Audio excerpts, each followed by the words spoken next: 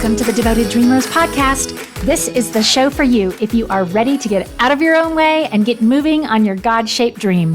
I'm your host and dream coach, Merritt Onsa, and I'm here to help you get out of your head and into your heart so you can embrace your faith in Jesus and turn that fire into fuel for the dream He's given you. But let's be honest, you have already spent way too much time watching what everyone else is doing, comparing your beginning to their middle, and sabotaging your progress before you've hardly begun. If you are ready to quit worrying about what everybody else is thinking and moving forward with purposeful action, you are in the right place. So subscribe to the show, then meet me back here each week for some transformational tools to get you on your way.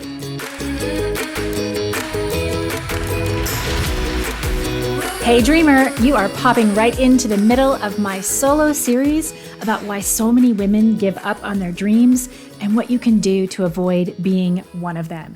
If you're new to me, maybe this is somehow the first episode that you're hearing, I urge you to go back and listen to at least the last two episodes, the ones right prior to this one, starting with number 224, so you can join from the beginning at the top of this conversation. But if you've been with me the last couple times and you are ready to get into it, I want to start today with a little bit of a story. Picture this. Mom life. She's got a small baby on her hip, doing all the things, feeding, changing, getting that kid to sleep whenever she can. She's working a part-time job during those naps, and the little bit of childcare she can piece together with the combination of neighborhood girls, like mother's helpers, that kind of thing. You know, she's struggling with mom brain, can't remember simple things like where she put her keys, or maybe that's all of us, or maybe something more like when her niece's birthday is. But she's a good mom. She loves her baby. She sees and experiences motherhood as a beautiful gift, even though she would admit to you it is the hardest thing she has ever done. So much harder than she expected it to be. Other people make it look like it's this simple thing that all of a sudden, one day you pop this baby out and then you're a mom and you know what you're doing. But that hasn't been her experience. It has been wearying, sleepless, overwhelming at times. Gosh, now that her kid is 6-ish months old and they're starting to get out more and do things in the world, she's always late. Oh, my dear, always late.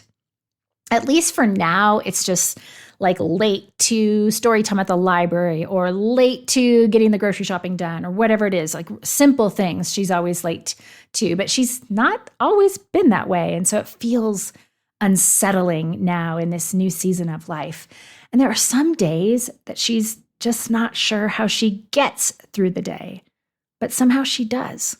And the days roll into each other, one after another. And yet there are these nights where she lies awake, thinking, wondering, tired, but even having ideas, thoughts roll around in her head and preventing her from that much needed sleep. She's asking these questions of what if. She's talking to God in her mind about this idea that she has, holding on to a hope for a future, if she can even imagine a future with a smidgen of free time. You know, she had a career once, but it made sense. It made more sense to stay at home with kids, especially now. And the thought's always there. Maybe, just maybe, one day, there's still that little dream in the back of her mind. And she waits. And she does her motherhood thing. And kid number 2 comes. Thankfully, thank you God, easier than the first. That's good. That's helpful. This one actually naps when she's supposed to. Wow. And she wonders, she dares to wonder what it will be like to one day walk her eldest to the neighborhood school for kindergarten. Seems almost heavenly. Can you imagine? Free time to walk home, pushing a baby in a stroller that is actually a good sleeper. But hold on, that day's not here yet.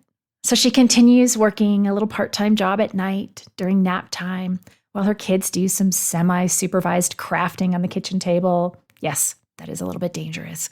But the dream is still there. It just flickers and grows a little bit and then dies a little bit and it burns in her heart and then it fades. But over time, days, weeks, of kids and mom life and family life, the idea that there may be a chance for her little dream is still there. And she starts to dabble with a few ideas, wondering, what would it actually look like to step into this thing? I mean, if it could even work, and if it would be worth it just to invest a few more hours of childcare. I wonder what could I do with just a few more hours, to test it out. And the more she thinks about it, the more excited and maybe a little scared she gets. And then one day she sets a goal, a deadline, a date by which she is going to figure it out. She's got a to-do list of the things that need to be figured out, researched, learned about, and then she's going to take the leap. She sets her mind to it. She's prayed about it. She's asked the questions she needs to ask. And when June 1st arrived, she launched. And it changed everything. Today's episode, in case you couldn't tell from the title, we're talking about timing. This question comes up a lot. I hear it a lot, especially from you moms out there or those of you that have a full-time job. Is the timing right for my dream? And I get it. Our lives are so full. But I think if the question that you're asking is this the right timing? You're asking the wrong question. What's the right question? Well, the right question may be, is there something I'm avoiding because it feels difficult or because I don't know how to begin? Don't hear me say that timing is not important. Timing is so important. I mean, there are some of you out there where this is just not the time for very specific reasons.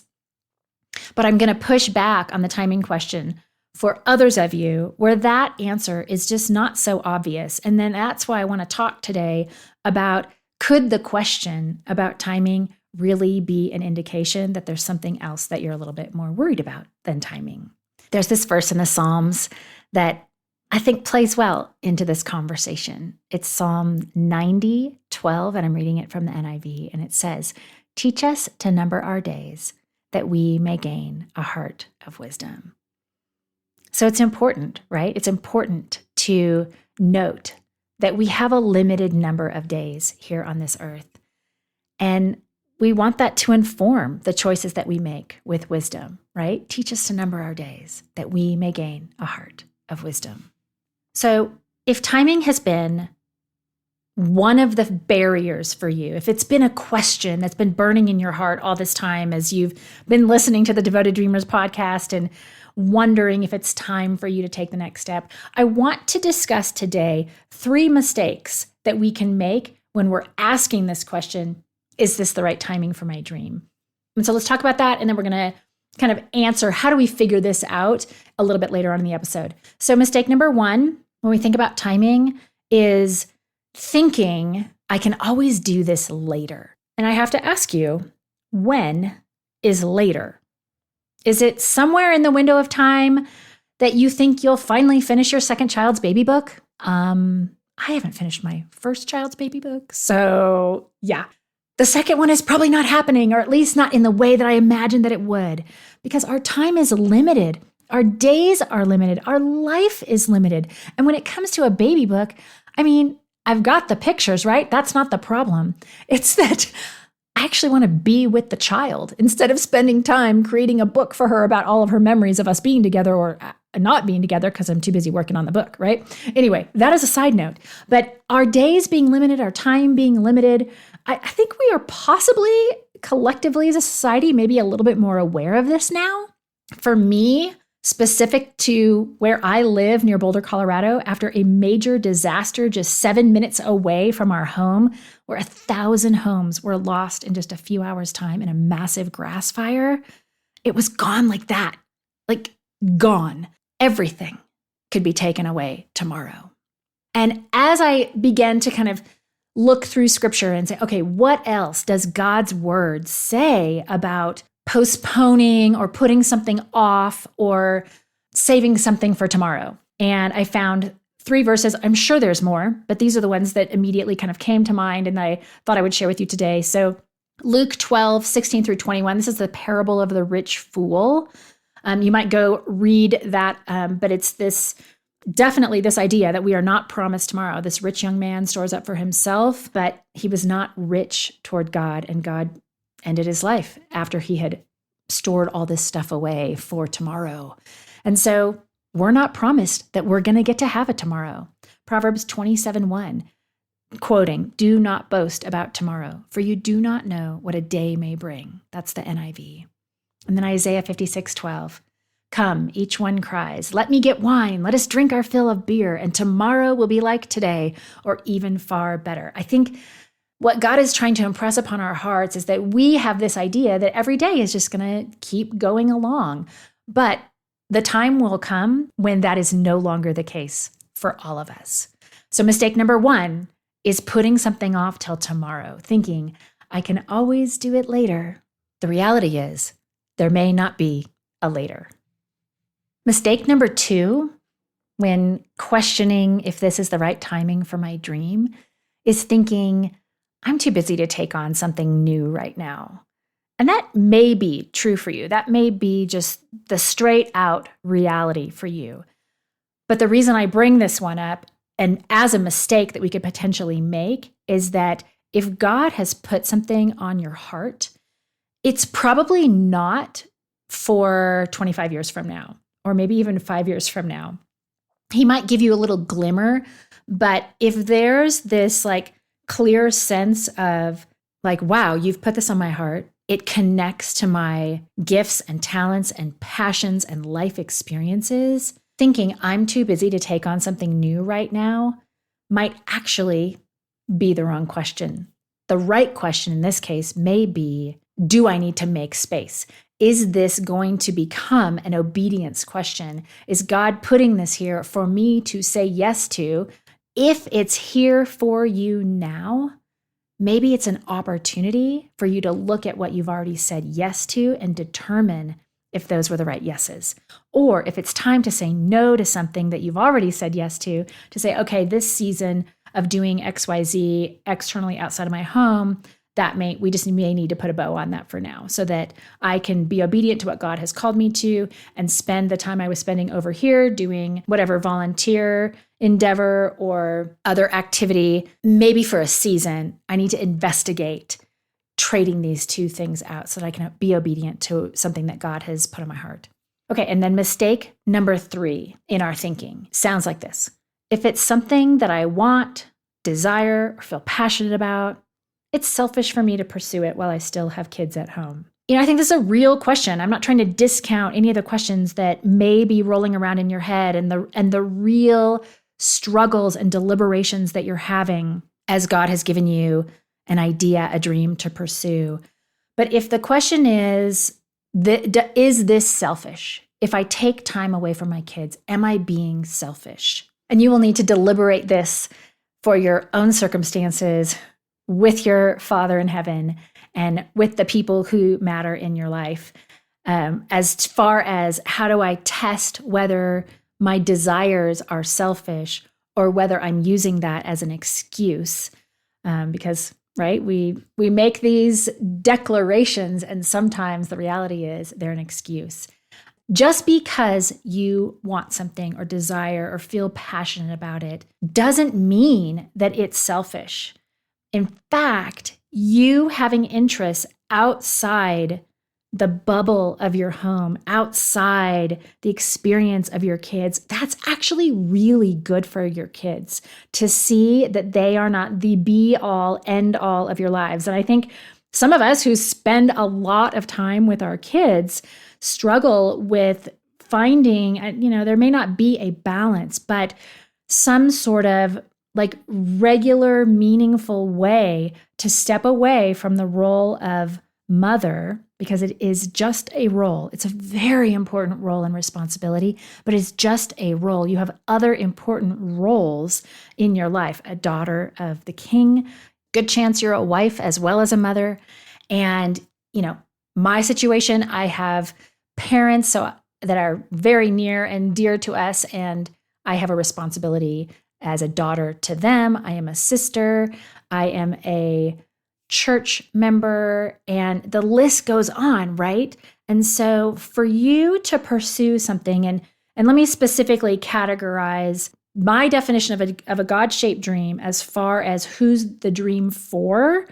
The dream has to serve someone other than yourself in order for it to, in my mind, qualify to be a God-shaped dream. And so I think it's really important, if this is a concern that you're having about pursuing a dream, whether maybe this is an excuse to not jump off that cliff or a real issue that needs to be taken into consideration with the people that matter, just because you're passionate about it doesn't mean it's selfish to pursue.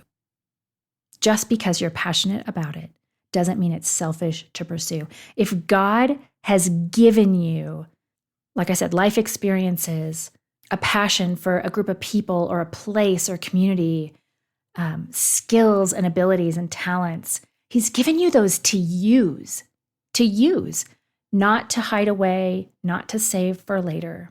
And so it is possible. I know some of you are out there asking if it's even possible, much less selfish.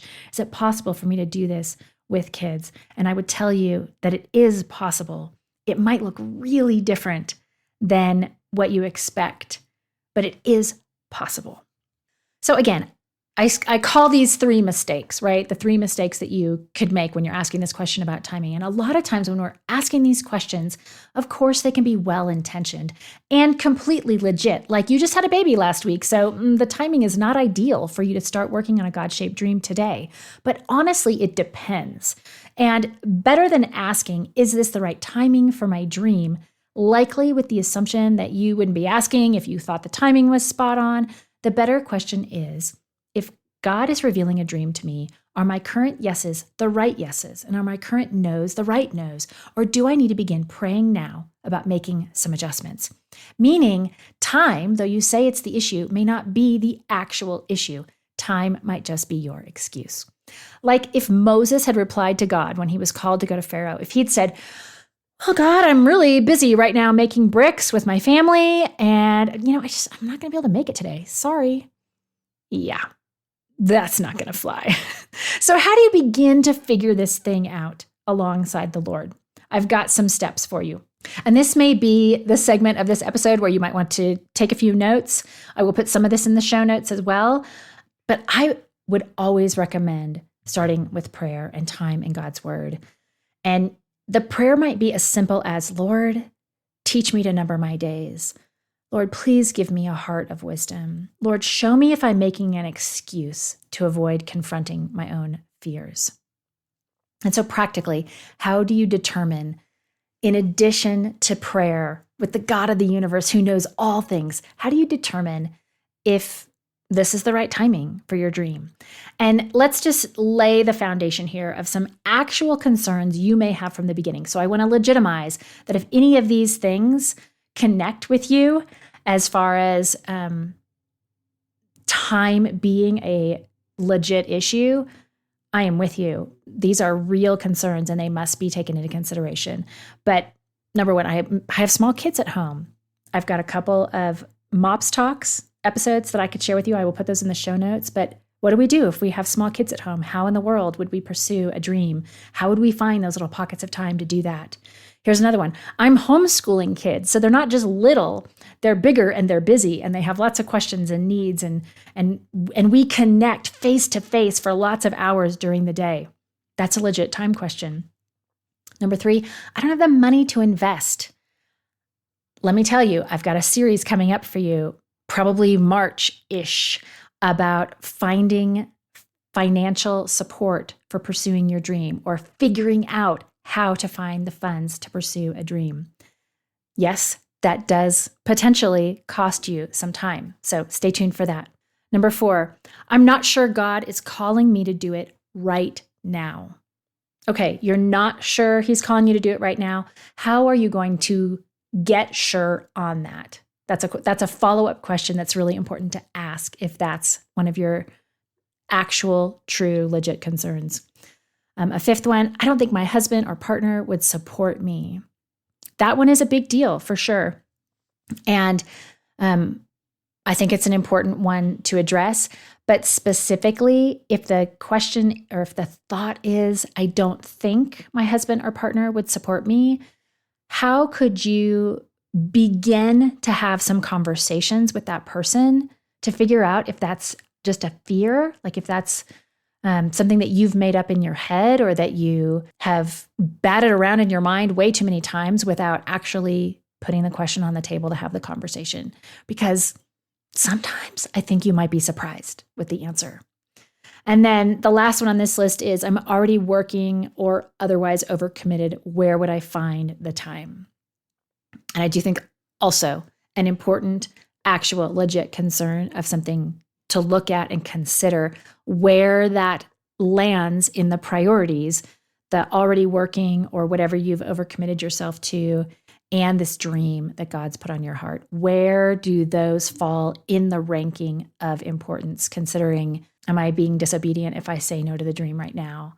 Or is God giving me the go ahead to continue to do the work that I'm doing and, maybe even scale back if that's a financial possibility for your family on the work that you're doing. But these are all, each of these 6 bullet points, really important to be in prayer, to connect with your community, your spouse, like the closest people to you that know you, know your story, and can help you work through some of these actual concerns. Okay, so here's some action items. Number 1, and this will help you even with some of the things we just talked about. Number 1, take inventory of all the things you do currently and everything you've said yes to for the future. So if you're a person that like books things out on the calendar, weeks or months in advance, like maybe look at all of 2022 and take inventory of all those things. And what that actually means is I would set aside a couple of hours to look at your calendar, make lists that are categorized based on your major responsibilities. So your immediate family, extended family, care for your home, any work inside or outside the home, your personal wellness, your children and their needs and their commitments, volunteer work, church, community, something in your neighborhood maybe that you've committed to, things related to your kids' school or schooling, other organizations that you're serving or supporting. I mean, the list goes on, right? And I would encourage you to document this. So you can either sit down and look at what's already planned out. Like if you're a big planner and it's all written down already somewhere, then sit down and look at that. And if you don't have it already written down, and some of these things I'm guessing you don't have written down, like when you clean your home or when you are going to work out or build relationships in your neighborhood, like those things probably aren't connected to an appointment. So also, in addition to appointments that you already have written down, I would encourage you to, for 1 week's time, if you do a lot of weekly engagements, track your time like you would track your spending or your eating. Like have a sheet of paper or something in your planner where you've maybe even retroactively blocked out, from 1 to 3 today I did this, and from 6 to 7 we had dinner, or whatever it is, so that you can look and see where the open pockets of time are, if there are any. And if you are the kind of person that has a lot of more monthly or bi-monthly responsibilities, then you might want to figure out how to do that for a month's period of time. Maybe all your Mondays look the same, so you wouldn't have to track every Monday. But I think taking an inventory and knowing exactly how you're spending your time, to the 15-minute increment at a minimum. You don't need to document. For 1 minute, I went to the bathroom. Anyway, so whatever time frame you select, I want you to include track how much time you are currently spending on your God-shaped dream. Also include how much time you currently spend on social media, and also include how much time you currently spend listening to podcasts, watching TV, Netflix, audiobooks, those kinds of things. And I want you to know, before you start doing this, This is a no judgment zone. Like if you were trying to create a spending plan or a budget for the first time, you have to begin by examining what the reality is before you can propose making any changes to your reality. It is not helpful to judge right or wrong as you're documenting these things. But if you could do a week, like what does an average week look like for me? Monday, Tuesday, Wednesday, Thursday, and what am I doing? How am I spending my time? Without judgment. Without judgment. Do not put good or bad characterization on the things that you're writing down, because it's not helpful to rehearse any old shame cycles that say anything about your choices or any current shame cycles. It's not helpful to pile on as you're trying to do this like activity of beginning to understand the reality of the current situation. You are just documenting details so that you can make a realistic assessment of how you might adjust in the future if it's time to make time for your dream. I want you to give yourself the necessary time to go through this exercise because it should be enlightening. Like even if you did this for 3 days, it should be enlightening about where your pockets of time are or where you are spending time that could be spent on something else. I don't want to say unnecessary, but you could make a choice to spend that time on something else. But if once you've done this activity and you're struggling to glean anything from it, that would be a good time, I think, to sit down with someone who has an outside perspective and could ask you some good questions to help get below the surface. And what I'm saying is if you do this for a week and you're not seeing any patterns and you feel really hopeless and you're like, I have no free time, I have no pockets, there's nothing I can give up on or let go of, let's say that. There's nothing I can let go of to make space for something new. Find a mentor, a friend from Bible study or from church or from your small group or somebody that you can go to and say, hey, I'm really struggling with time and investment of my time. And I've done this exercise. Could you sit down with me and ask me some questions about what I've documented in a no judgment zone? I just want somebody to help me reflect on my reality. Somebody who can ask you good questions. I hope you have somebody in your life that can do that for you. And then as you're digging a little deeper, as you have done this reflection, as you find out some realities about how you're spending your time, I want you to put these questions kind of in the back of your mind or write them down so that you can ask them when the exercise is over. Am I more afraid or am I more excited? When I think about my God-shaped dream, am I more afraid or am I more excited? Jeremiah 17:9-10 says, the heart is deceitful above all things and desperately sick. Who can understand it? And then this is in quotes, I, the Lord, search the heart and test the mind to give every man according to his ways, according to the fruit of his deeds. Sit with the Lord daily if you can for a period of time, maybe for a week, asking him to search your heart, test your mind, and reveal to you what he wants you to know about what you've uncovered about your time. Because if you fall into the camp of more afraid, I think about my God-shaped dream and I'm more afraid than I am excited, I encourage you to check your resistance. This is action item number 2. So before you say no or put off a dream for another time, for some tomorrow in the future, I want you to ask yourself some questions. Maybe journal if you're a journaler.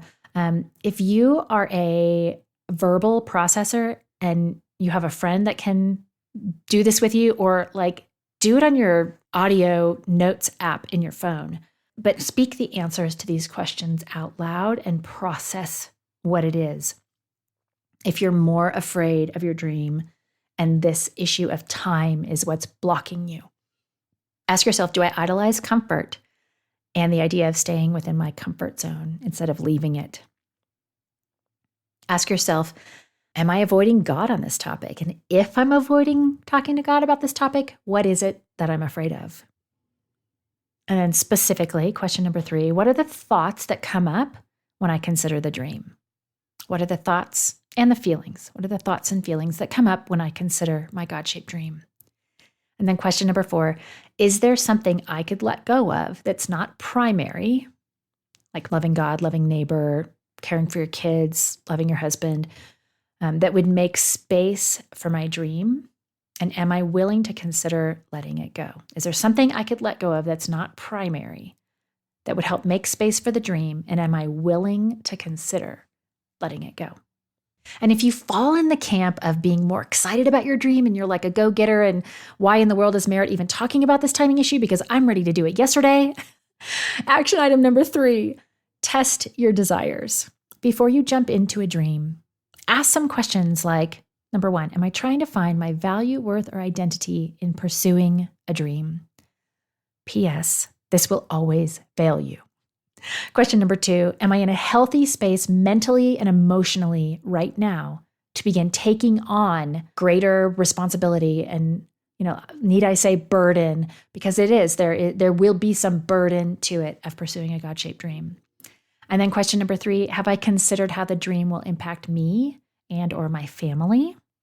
And question number 4, have I talked to my biblical community about this?